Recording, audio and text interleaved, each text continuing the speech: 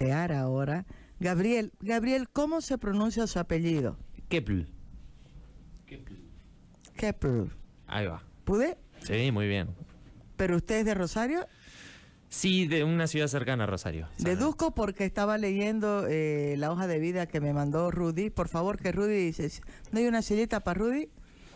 Rudy me mandó y vi que usted estudió ciencias médicas en la Facultad de Ciencias Médicas, de la Universidad Nacional de Rosario, en Argentina, y vi que las actividades, sus estudios eran de ahí, dije, debe ser de Rosario. Sí, correcto.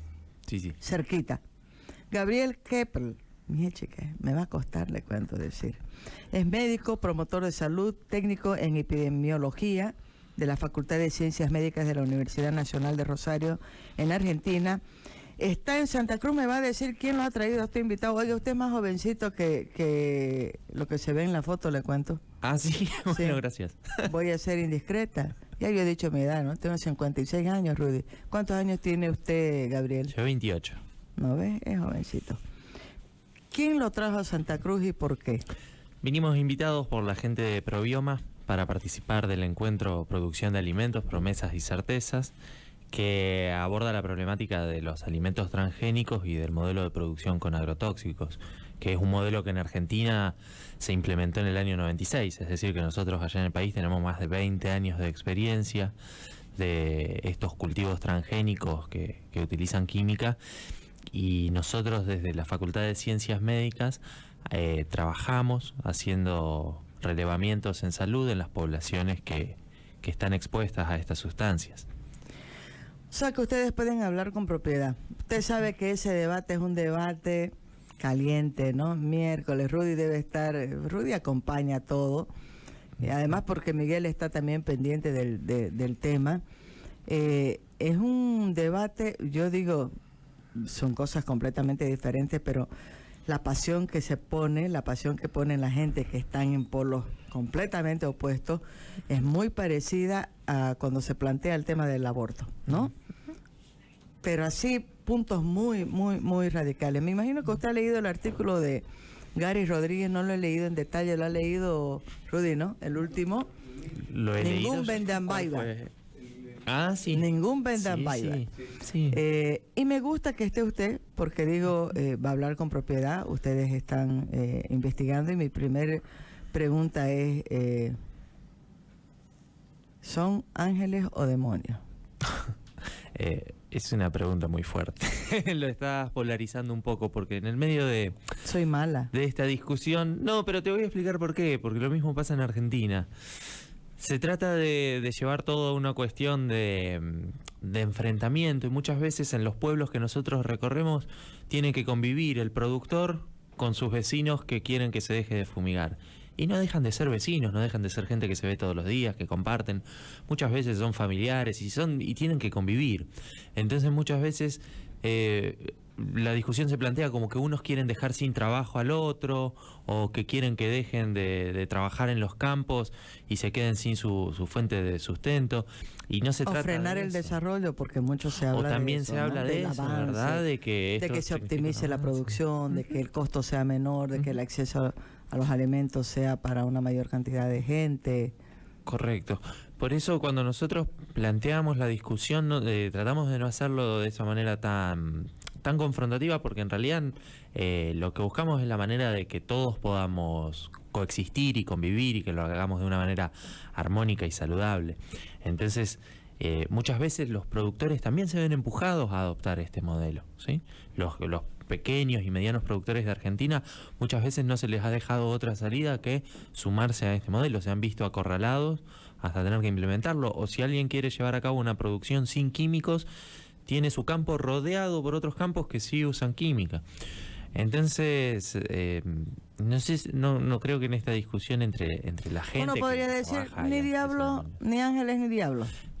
Yo, en todo caso, un poquito más de diablo que de ángeles. Yo creo que lo que sí existe es un discurso armado por las empresas transnacionales, que son las que se benefician con este modelo, que saben implantarlo muy bien en las distintas sociedades para generar esta confrontación. Pero cuando uno empieza a estudiar el modelo y se da cuenta de que en realidad el ciudadano común, la gente de a pie, como decimos en Argentina, siguen enfrentando sus mismas problemáticas de siempre, siguen siendo siempre las víctimas de este modelo, porque tampoco es un modelo que sea sustentable. Entonces para el mismo productor después su tierra es una tierra que de acá a un par de años no les va a servir, o va a tener que invertir en más tecnología que le van a seguir vendiendo para darle solución a nuevos problemas que van a ir apareciendo, en vez de pensar en una manera de producir de una forma más orgánica y que garantice la coexistencia de todos, al fin y al cabo. Usted está haciendo referencia a un discurso, y es un discurso poderoso, sí, no queda la menor duda, sí, sí, ¿no? Y hay muchos voceros de ese discurso. Yo veo que Gary Rodríguez siempre cita que hay no sé cuántos cientos de premios Nobel que descartan que los transgénicos sean un problema para las sociedades en su conjunto, que no generan ningún tipo de enfermedades, que no se ha comprobado que alguien se haya muerto, que tenga alguna enfermedad adquirida por haber consumido transgénicos, etcétera. ¿Eso es real, es verdadero o es mentira? Yo frente a ese argumento los invito a que vean la experiencia de los países que sí tienen producción con transgénicos y con química, y en realidad también procesos que están ocurriendo aquí mismo en Bolivia. Hay un cuerpo de investigación muy grande sobre los impactos de los transgénicos y los agrotóxicos en la salud. En Brasil, sin ir más lejos, hace muy poco uno puede conseguir el dossier de Abrasco, donde reúnen más de cientos de investigaciones sobre el tema generados en ese mismo país. En Argentina también existen antologías de investigaciones para poder desarticular este argumento, que es un argumento totalmente falaz. Investigaciones en salud sobre el impacto del modelo existen y están validadas científicamente. Que 20 premios Nobel son los que firmaron el documento que él cita. No sé cuántos, habla de más, son cientos. ¿No se va a fijar, por favor? Hay un artículo que creo que en este artículo ha vuelto a decir el licenciado Gary Rodríguez algo. Dentro del campo de la ciencia, como en cualquier otro campo, hay intereses que tensionan también lo que ocurre. La ciencia no es neutral, la ciencia no es objetiva. Hay científicos que trabajan para las industrias, y de hecho los estudios que presentan las industrias para que se aprueben sus productos son investigaciones que ellos mismos financian. Entonces, ¿cómo podemos hablar de que no hay un conflicto de interés ahí entre un investigador que tiene que demostrar ante su empleador que el producto que ellos fabrican genera o no daño? Y por otra parte, ya está demostrado, desde los 70 se viene denunciando este conflicto de interés. Estamos y hace de muy poco, 40 años. Sí, claro. Y hace muy poco ha trascendido lo que se denominó los Monsanto Papers, sí, donde sale a la luz cuáles eran las investigaciones que presentaban estas empresas transnacionales para probar sus productos, y son estudios que están plagados de falacias, que están mal diseñados desde lo metodológico, lo estadístico. Seralini, un investigador francés que reproduce las investigaciones que usaron las empresas para aprobar el maíz transgénico, descubre que esos estudios eran completamente falaces, porque usaban grupos control distintos para cada tipo de maíz, porque estadísticamente los resultados no eran significativos. De 400 roedores que usaban en el estudio, solo tomaban muestra de sangre y orina en unos pocos, y con esos pocos querían demostrar que era inocuo. Cuando él desarrolla la misma experiencia con sus propios controles, con ajustando todas estas variables que él observaba que estaban mal diseñadas, obtiene resultados completamente distintos. Obtiene lesiones en hígados, en riñón, obtiene un aumento de la glucosa en la sangre de los roedores, encuentra otros tipos de problemas que obviamente en las investigaciones que presentaba la empresa no estaban presentes. Entonces tenemos que dejar de ser ingenuos en este sentido y ver, por ejemplo, en el caso de Argentina, las investigaciones que vienen de las universidades, las investigaciones que vienen de científicos independientes, donde claramente se demuestra que algo está pasando en la población, y ese algo está vinculado a este modelo de producción con química. Ahorita le voy a preguntar a Gabriel, pero mientras lo escuchaba, me venía a la mente algo similar que ha pasado en la industria de los medicamentos, ¿no? También ahí se ha descubierto y han sido escándalos porque han involucrado no solamente a autoridades especializadas que avalan determinado medicamento, sino también han involucrado, yo lo sé por el estudio que se hace desde los medios de comunicación, como periodistas o medios de comunicación también forman parte de ese circuito, y me imagino que es algo muy parecido a lo que usted está diciendo en el tema de los transgénicos. Claro que sí, pero fíjate además, ahora Monsanto no es Monsanto, es Monsanto Bayer. Hubo una función empresarial ahí entre una de las industrias más importantes en la industria farmacéutica. ¿Qué es Bayer? Que es Bayer, claro. Y Monsanto, que parecieran que son áreas que no tendrían por qué estar juntas. Si no hay problemas de salud, ¿por qué tienen algo en común? Claro, pero estas empresas transnacionales funcionan con esa lógica. Gabriel, en el caso específico de la universidad donde está usted, ¿qué estudios han hecho? ¿Qué han descubierto? ¿Qué le podemos decir a la gente? Mire, aquí no estamos hablando de retórica, hay esto y ya está comprobado. Sí. ¿Ah? 110. A 110 Nobeles de medicina. Física o química. Desde la Facultad de Rosario, lo que nosotros desarrollamos es una experiencia que inicialmente nace para generar información sobre la situación de salud de las poblaciones, porque muchas veces por cómo funciona el sistema de salud argentino, esa información no está disponible a nivel local para poder tomar decisiones en políticas, ¿verdad? Entonces lo que nosotros diseñamos fue una estrategia que es el campamento sanitario, donde vamos 5 días a una localidad de menos de 10.000 habitantes, con un grupo de estudiantes entre 100 y 200 estudiantes, y lo que hacemos es recorrer casa por casa la gente que vive ahí, y le hacemos una encuesta sobre su situación de salud y sobre sus condiciones de vida y fuentes de contaminación que ellos identifican. Lo que nosotros empezamos a ver a partir de eso es que había algunas enfermedades que nos llamaban la atención por la frecuencia que tenían. Por ejemplo, las malformaciones congénitas, la tasa de abortos, cómo se fue incrementando con el correr del tiempo, lo mismo que la incidencia del cáncer en esas poblaciones, y algunas enfermedades que tienen que ver con nuestro sistema endocrino, con nuestras glándulas, como el hipotiroidismo, o otros problemas de tiroides también aparecían. Entonces lo que nosotros hacemos es un estudio descriptivo. Nosotros describimos lo que encontramos en esas poblaciones, pero en esas descripciones que hacemos vemos que hay un patrón común entre estas enfermedades, y que el aumento de las enfermedades se da en una relación directa con la incorporación de este modelo de producción con transgénicos y con química. Nuestro estudio no nos permite demostrar causalidad, ¿sí? Los estudios de causalidad requieren otro diseño metodológico. Entonces, para eso nosotros empezamos a articular con otros equipos de investigación de Argentina que sí hacen estos estudios, y ellos encuentran la vinculación entre los distintos productos que se usan para fumigar en las plantaciones transgénicas y estos problemas de salud que nosotros encontramos, pero que no solo nosotros encontramos, sino que antes ya había otros médicos en otras poblaciones denunciando estas mismas problemáticas. ¿Cuáles son los productos más comunes, de uso más común, y que están en la mira porque pueden estar provocando estos problemas de salud?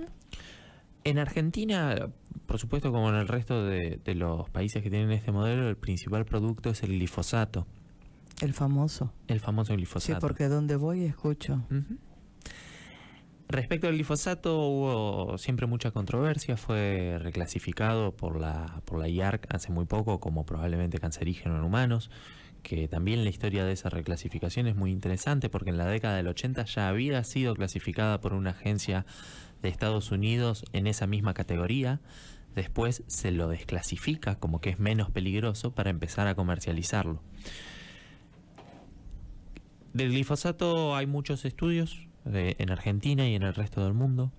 Otra de las cuestiones es que muchas veces el glifosato como principio activo se estudia solo, pero en realidad la forma comercial del glifosato tiene otras sustancias que son los surfactantes, que hace que sea mucho más tóxico para la salud.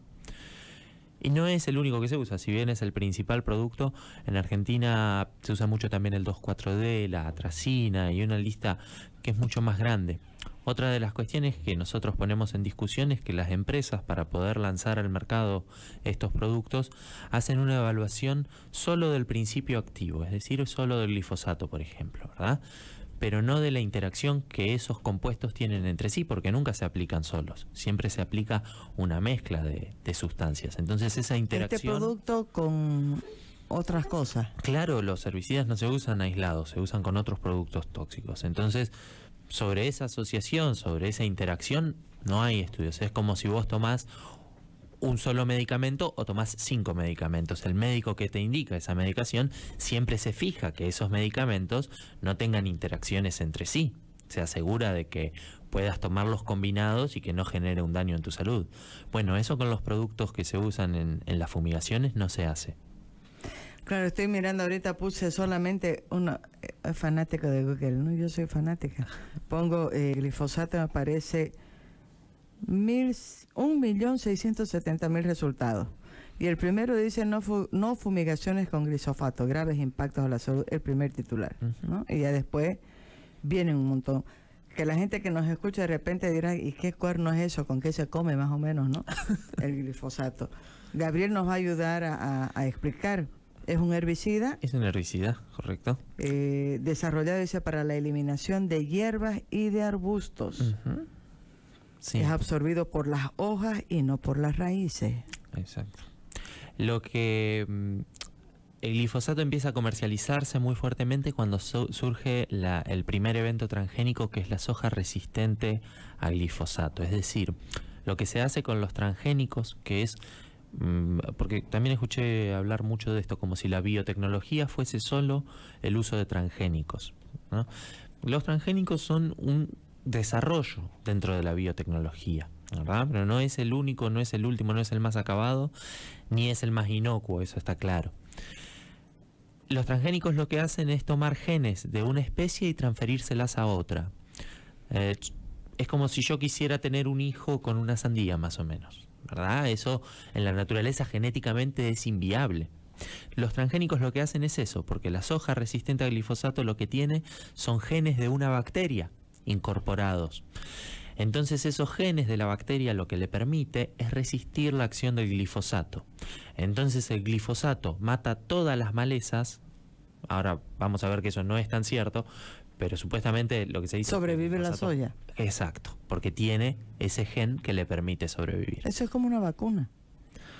No exactamente, porque la vacuna lo que hace es potenciar un mecanismo inmunológico natural. Sí. Acá estamos hablando de algo que naturalmente no existiría. Ese cruzamiento genético que se produce no existiría de una manera natural. Entonces...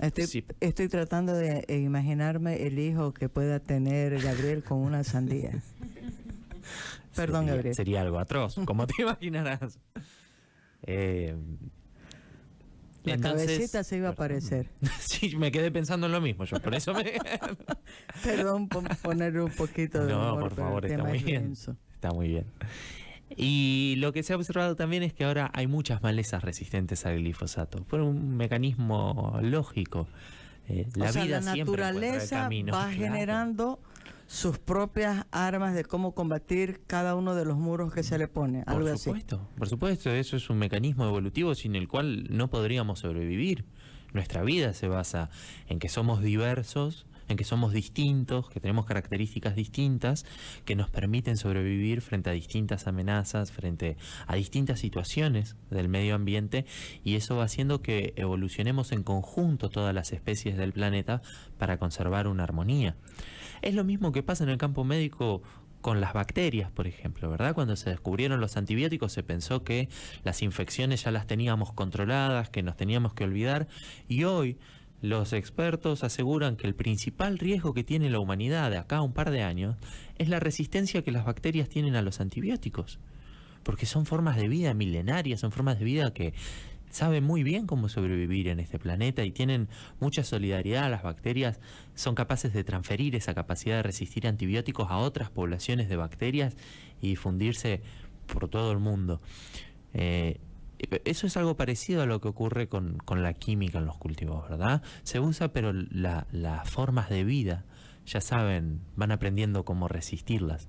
Entonces lo que nosotros nos preguntamos es cuál es la respuesta de la industria. ¿Van a generar un compuesto todavía más tóxico que va a salir seguramente más caro para seguir matando y que después cuando aparezca más resistencia, seguir generando más productos.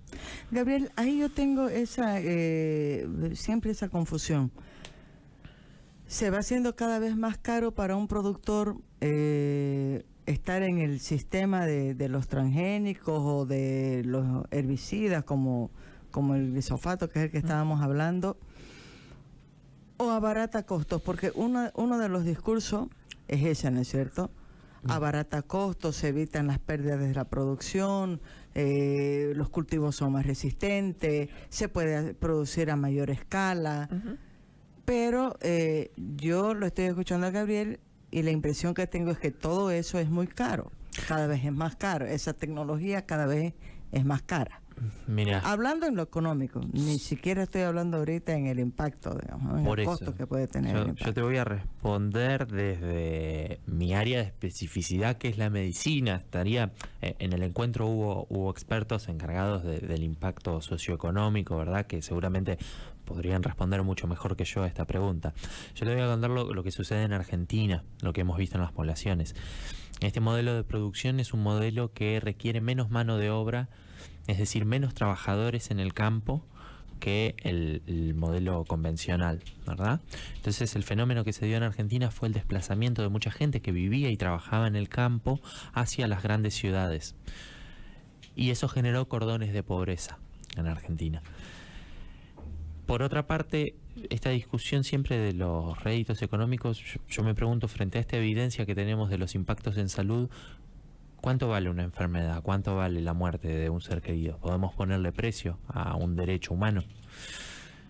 Y eso es una discusión que se da fuerte, porque en Argentina también, nosotros recientemente en nuestra provincia, desde el partido oficialista, se promovió una ley para disminuir todavía más la distancia entre las fumigaciones y las poblaciones, con el argumento de que eso iba a mejorar la producción, y al mejorar la producción iban a tener más ingresos. Pero si nosotros ponemos en esa cuenta económica, cosa con la que yo no estoy de acuerdo, porque para mí la salud no es un bien de mercado, no es algo a lo que le podamos poner precio. Pero no debería ser. Claro, pero si nosotros calculamos el impacto que genera en salud y lo que el sector salud tiene que invertir para dar respuesta a las personas que enferman y mueren a causa de este modelo, ¿sería tan redituable?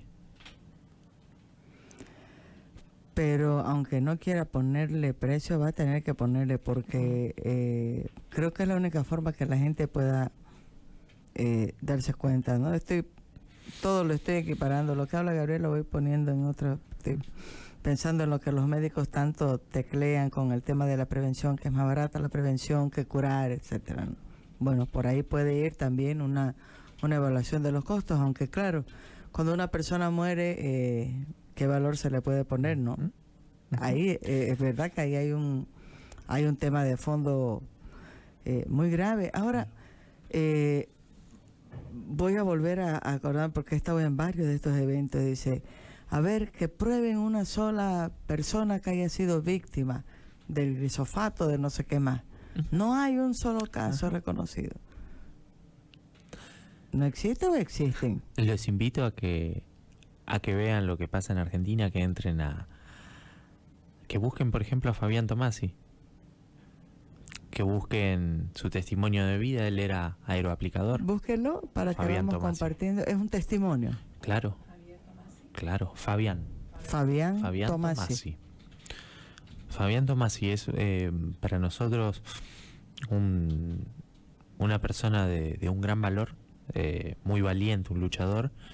Él fue aeroaplicador y a consecuencia de eso ahora padece una enfermedad neurodegenerativa, y lo que él hace es brindar su testimonio, abrir su vida para compartir con los demás cómo esos tóxicos lo han llevado a la situación en la que se encuentra hoy. Pero Fabián Tomasi es un ejemplo, es un caso, es un exponente de un problema que afecta a muchas personas y que está estudiado, y que, como te digo, hay un cuerpo de investigaciones muy grande. Ya se está asustando Viviana, que ha buscado... ¿Él es Fabián? Sí. ¿De qué fecha es eso, Vivi? 21 de agosto de 2017. Compártalo como estamos transmitiendo al vivo esta entrevista, Gabriel, para ir también dando el respaldo a lo que estamos hablando aquí, a lo que Gabriel está comentando, contándonos. Me he quedado impresionada con la foto, tanto que me quedé muda ahorita de ver la foto que está ahí de Fabián. ¿Por qué es tan difícil este debate? ¿Por qué si estamos viendo esto? A mí no me queda duda que tiene mucho que ver el volumen del negocio, ¿no? Lo equiparo nuevamente con el tema de los medicamentos, ¿no? La maquinaria que hay atrás de un negocio no se ve, pues, no se percibe, pero es muy poderosa. Esa es una de las razones. Pero ¿por qué los gobiernos de los países no logran también establecer unas pautas, unos límites, considerando que en los gobiernos hay de todo? Habrá gente que esté interesada en el negocio, pero hay gente que esté interesada también en la salud. Sí, claro, y eso es lo que muchas veces también ayuda a que estos procesos no se den de un día para otro, ¿verdad? Que surja este debate y esta discusión. Fíjate, pensemos por ejemplo en los datos que dan las Naciones Unidas, ¿sí? Ellos nos dicen que hay el 11% de la población mundial hoy padece hambre. Pero también nos dicen que 1/3 de los alimentos comestibles en el mundo se desperdician. No los come nadie. Exactamente. Entonces, el problema es que hay que generar más alimentos, si esos alimentos no se distribuyen de una manera equitativa entre todos los que compartimos este planeta. Digo, me parece que se da un debate, pero que se pone el foco en que los transgénicos y los químicos son la única solución a los problemas de la humanidad, y si no es eso, no hay nada. Ahora parece que ese es el debate. Exacto, parece que ese es el debate. Parece que el debate está ahí. En realidad el debate es en cómo estamos viviendo. El debate es por qué. Vivimos en un mundo, claro, donde hay gente que no solo accede a alimentos, sino que puede desperdiciar alimentos, y hay personas que nunca acceden a ese alimento. Ahora, Gabriel, para que la gente también entienda, este no es un problema que afecte solo a los que están directamente en contacto con los herbicidas, con estos productos transgénicos, que es el caso, me imagino, por lo que lo escuché decir de Fabián Tomasi, ¿no? Porque él manipulaba estos productos. También afectan a la persona que va al mercado, al súper, a comprar sus alimentos, al padre, a la madre, a los chicos, a los médicos. Claro. No? Mira, ¿Y cómo se da ese proceso? Fabián Tomasi, cuando da su testimonio, dice algo que es muy claro. Dice, está bien, vos quedate en tu casa sin hacer nada. El veneno te va a alcanzar, dice él. El veneno va a llegar a tu casa. Está claro, las poblaciones que están cercanas al campo están expuestas más directamente, ¿verdad? Pero un estudio realizado en Argentina y que después se corroboró con datos oficiales del SENASA en Argentina, gracias a la intervención de Fernando Cabaleiro y otros grupos de abogados que instaron al SENASA a que liberara esa información, demuestra que un 60 o un 80% de las frutas y verduras que llegan a los mercados en Argentina tienen restos de agrotóxicos. Entonces, esto no es un problema únicamente de la persona que está expuesta. Esas sustancias llegan también a las ciudades que están más alejadas. Los productos que nosotros consumimos, muchas veces los productos que conocemos como ultraprocesados, si uno lee los etiquetados, ¿verdad?, de los ingredientes, ve que contienen lecitina de soja o jarabe de maíz de alta fructosa, que son producidos con productos transgénicos. Y para nosotros es chino, pues, ¿no? Porque no sabemos. Claro, pero esos son derivados de cultivos transgénicos, ¿verdad? Que no solo son derivados de productos transgénicos, sino que ya se ha estudiado que, por ejemplo, el jarabe de maíz de alta fructosa que se usa para endulzar los alimentos, si uno ve las gaseosas, si uno ve las golosinas, los va a encontrar en prácticamente la totalidad. Ya está demostrado que genera diabetes, que predispone a la obesidad, que trae alteraciones endocrinas, es decir, no es nada más la persona que está expuesta a este modelo de producción, sino que todo lo que llega a las ciudades también es parte de este mismo modelo y está alcanzando a a toda la gente que viva donde viva, digamos, algunos más directamente y con un impacto más inmediato, si se quiere, en la salud.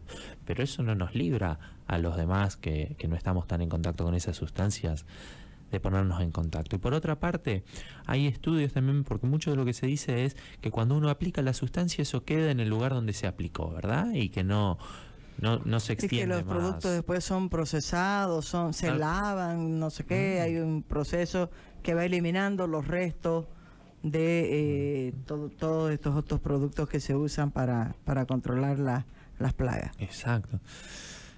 El año pasado, Damián Marino es un investigador del CONICET. Él, junto con su equipo, hace una experiencia donde van rastreando toda la cuenca del Paraná en Argentina, ¿verdad? Que se extiende, que viene desde Brasil y avanza hasta la desembocadura en el estuario de La Plata. Él lo que hace es estudiar 23 cursos de agua que desembocan en el Paraná y buscar restos de agrotóxicos. No solo de glifosato, encuentra glifosato, pero no solo glifosato. Él lo que encuentra es que en toda la cuenca del Paraná hay restos de agrotóxicos en partículas sedimentadas, es decir, esos productos que se nos dice que se degradan, que no trascienden la frontera de los campos. Él los encuentra regados en toda la cuenca del Paraná, que si ustedes lo buscan verán que también el caudal que tiene el río Paraná es inmenso, o sea, no estamos hablando de un pequeño río. Y ahí está el argumento, ¿verdad? Ahí tienen una investigación que demuestra que estos argumentos de las empresas son falaces, porque si claramente puede llegar a ese río y se puede encontrar en ese río que tiene ese caudal inmenso, pensemos en lo que pasará con, por ejemplo, las napas subterráneas de agua que reciben el agua que se absorbe de los suelos. Y con la vida en el agua también, con ¿no? La vida en el agua, porque nosotros estamos agua. hablando de la salud humana, pero hay muchas otras especies que conviven y coexisten con nosotros y que también son afectadas por Ahora, Gabriel, para rebatir los argumentos que sostienen que es la mejor respuesta a los retos que plantea, ¿está muy dulce? Está muy rico. Ah, ya, porque le vi. Después lo vamos a hacer probar. ¿Ya probó los horneados únicos, Gabriel, Rudy, o no? No. ¿Sí? Sí, los he probado. Ah, ya. Menos mal. Ahorita no, porque va a sonar mientras habla el crack, crack, crack, ¿no? Y él es un hombre educado. A los argumentos que hay de que esta es la salida para dar respuesta a la demanda de alimentar a una población cada vez mayor, etcétera y tal. ¿Qué se le puede decir? Hay otras formas de producción perfectamente posibles. Estoy pensando en algo que pueda ser también a gran escala. ¿Por qué? Porque ¿qué es lo que vemos ahora? De repente, la comida saludable, ahora estábamos hablando con David, ¿no? Es un lujo. Comer saludable es un lujo, ¿no? O sea, está destinado, o sea, solamente la gente pudiente puede tener acceso a productos que están en huertas o en campos que no usan herbicidas. ¿Cómo hacer que eso sea algo no como un producto de lujo, no, sino como un producto de consumo como es el otro, el que está contaminado, lógico, por decirlo de alguna manera? Lógico, en Argentina hay experiencias de desarrollo de cultivos agroecológicos a gran escala, como la gente de Naturaleza Viva, por ejemplo, y muchos ingenieros agrónomos que también están preocupados por esta temática y buscan desarrollar técnicas para hacer que esto pueda ser no solo la huerta que tiene la persona en su casa, sino de extenderlo a una escala masiva. Aquí mismo, con la gente de Probioma, ellos desarrollan técnicas de biotecnología que son técnicas distintas a la de los transgénicos, técnicas que son armónicas con la naturaleza, que permiten también mantener el control de plagas, asegurar que las producciones se desarrollen y sean rentables, ¿verdad? Porque sin ir más lejos, cabe preguntarnos cómo producíamos antes de que se introdujeran los químicos y los transgénicos. ¿Por qué antes no los necesitábamos y ahora parece que sin eso no puede existir ningún cultivo? Eso también es interesante, digo, ese proceso de cómo se instaló esta idea de que es lo único que nos puede salvar, cuando ya los mismos datos, lo repito. Además, otra cosa, en Argentina este modelo no produce alimentos, produce commodities que se usan para fabricar biocombustible, por ejemplo, que se usan como forraje. Es decir, no es que estamos destinando esos millones de hectáreas que nosotros producimos a que nuestra población no tenga hambre, porque si vos No decís, es para claro, alimento. claro, tiene otros fines esos productos, esos cultivos. Ahora en el encuentro estamos llegando al final, que ya pasó volando, ¿no? Estaba pensando que me hubiera gustado que esté aquí el licenciado Gary Rodríguez conversando con Gabriel. Hubiera sido súper interesante, porque a veces creo que eso también nos falta, ¿no? Nosotros los periodistas vamos de un lado al otro y yo digo, ahorita lo escucho a Gabriel y me convenzo completamente de lo que me está diciendo. O sea, estoy diciendo por lo general, porque claro, uno tiene un montón de lecturas que puede perfectamente absorber muchas dudas, y tal vez eso nos falta también a los periodistas, ¿no? Leer más para poder hacer las preguntas o interpelar en el momento en que vienen a darte su discurso también, porque convencen a muchos, ¿no? Yo veo los titulares de prensa y parece que está todo bien. En el encuentro en el que ha estado Gabriel, me imagino que habían otra gente, no sé si había gente también de otros países.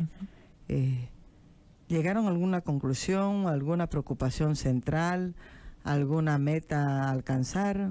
Sí. En el encuentro participó gente de Colombia, México, Brasil, Uruguay, Paraguay. Lo que sorprendía era ver cómo en todos los países se repetía el mismo proceso. Es el mismo cuadro. Los mismos discursos, los mismos problemas de salud, las mismas evidencias de que la rentabilidad que prometen no era tal.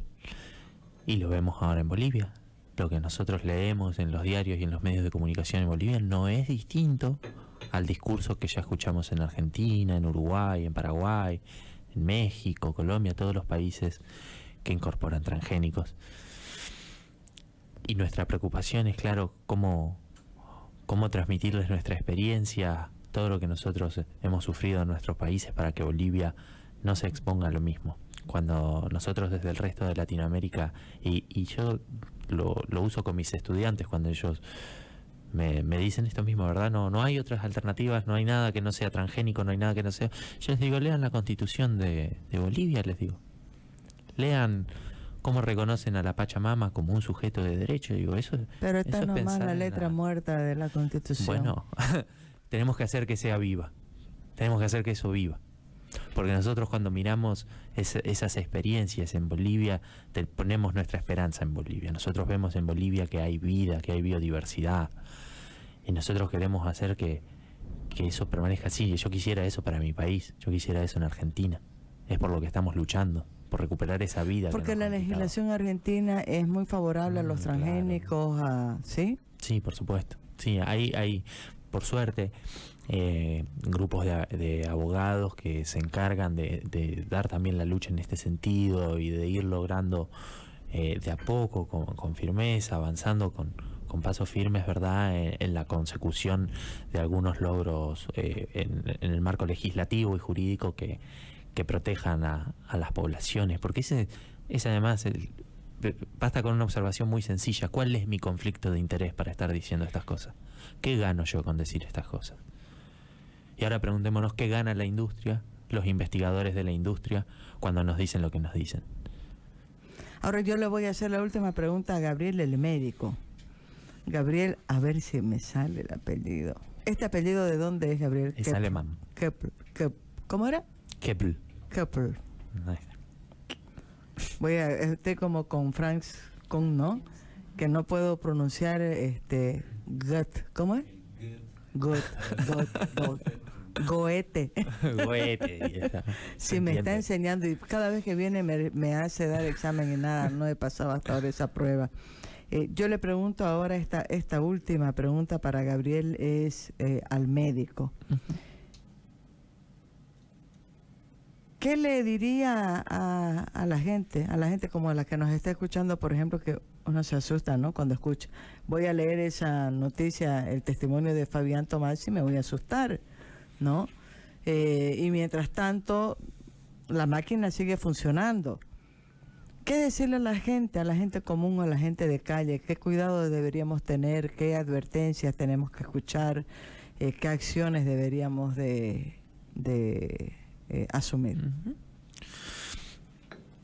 En estos casos a mí me resulta muy inspirador ver las luchas que vienen librando los distintos países, las distintas personas, que en cada caso son luchas que tienen características distintas. En Argentina nos acompañaron también maestras de un movimiento que es Paren de Fumigar las Escuelas, que son maestras rurales en cuyas escuelas había fumigaciones, y ellas libraron una lucha muy intensa para que la ley las amparara y las protegiera.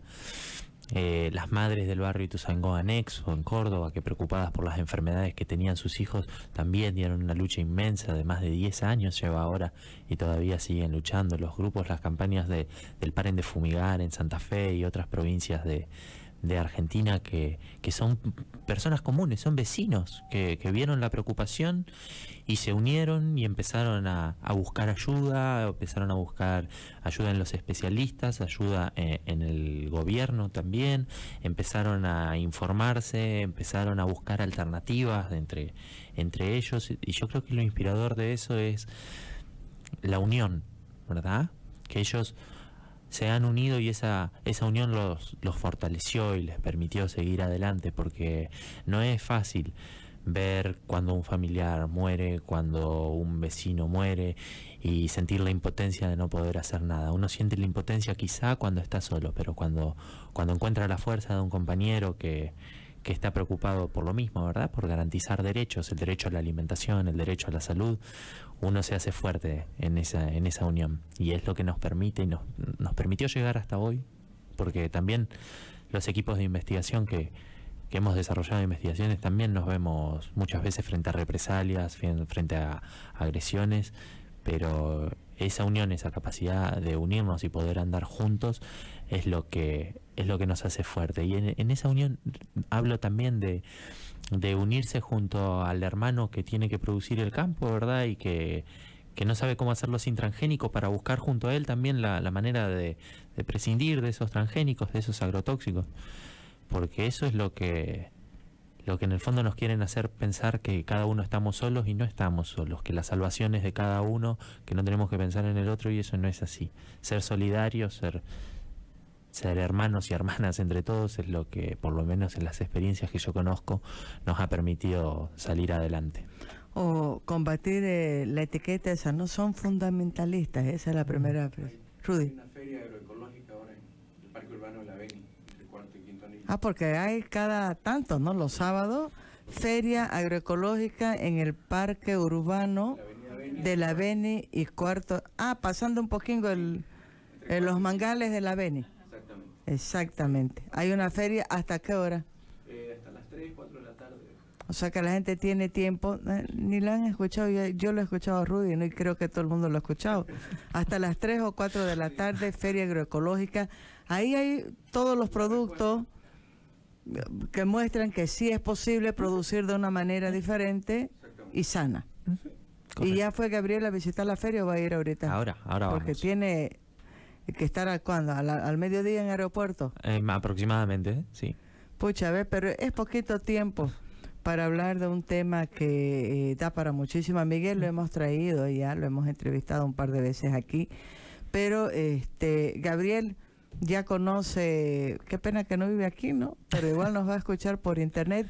Y por favor, tómenle los datos a Gabriel, porque podemos también ahora con las nuevas tecnologías. Claro, sí. Uno se puede comunicar en todo momento, porque creo que la principal salida es la información, ¿no? Tenemos que ser menos flojitos todos y ocuparnos de informarnos más. Yo digo, vamos y compramos automáticamente las cosas. Yo misma no leo, y si leo no entiendo un comino de lo que dicen las cositas esas. Gabriel ha hecho referencia, ¿no ves? Es cierto, casi todo dice. Ve, Viviana se deja ver que es de las que lee en los productos. Pero creo que es central informarnos, y lo ideal es que el debate se generara desde las mismas escuelas, ¿no? En los colegios, con los niños, con la gente joven, que vaya tomando conciencia, porque a los viejos nos cuesta más abrir la mente y cambiar a veces algunos conceptos, algunas concepciones que tenemos de las cosas. Gabriel, le agradezco muchísimo que hubiera venido hasta Marítima. Sé que es una mañana fregadita, porque le van a faltar horas. ¿Por qué pues lo traen y lo dejan ir al mediodía del sábado? ¿Por qué no lo dejaron que se quede hasta el lunes en la mañana y lo hacían conocer un poquito de Santa Cruz? No conoció nada de Santa Cruz. Aparte del hotel o del lugar donde hacía el encuentro, ahí. Conocí gente muy valiosa de Santa Cruz, que creo que eso es lo más importante. Muchísimas gracias, Gabriel. Y Gracias. nos ha dejado con picaditos, ¿no? Viviana, David. David está calladín ahorita. ¿Qué? Escuchando todo. ¿Está asustado? No. Creo que algo que es importante que ha dicho Gabriel, y me voy a quedar con eso, es que hay que tratar de abordar este tema no viendo extremos de ángeles y diablos, porque creo que ahí es muy difícil llegar a puntos de coincidencia, ¿no? Gracias, Gabriel. Rudy, Gracias, querido, a usted muchas gracias. Gracias por la Yo quiero clonar